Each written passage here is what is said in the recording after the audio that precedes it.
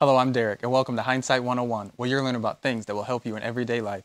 Now, I did a video a while back talking about how to install a Wi-Fi Chamberlain garage door opener. Well, recently, I had to change the Wi-Fi password settings, and everywhere online, it tells you just to unplug it or press a few buttons on the inside, and it should work. Yeah, it doesn't. So I'm going to teach you how to do it. It's really simple, really easy, but you might not be able to find it very easily out on the internet, or even in Chamberlain's instructions. So here we go. At the control panel, you're going to want to press Menu. At Menu, you're going to want to go down to Program.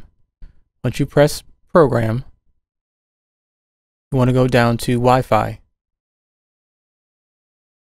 Then press Enter, and then wait for it to say On. And then you're good to go. It should be broadcasting the wireless signal from the garage door unit. Now you want to go into your settings on your phone. It should say something like My Queue and then some numbers and letters after it. Once you connect to that, you want to go to your web browser and type in myqueuedevice.com.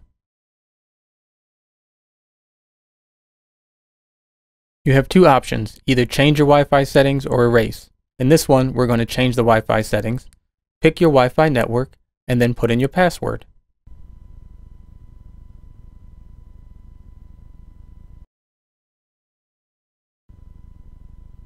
Click Next. It's going to think for a little bit.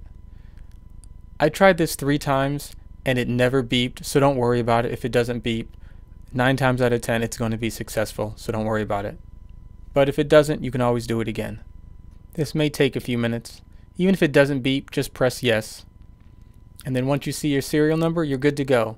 Thanks for watching Hindsight 101. Click the subscribe button and select the notification bell to stay up to date.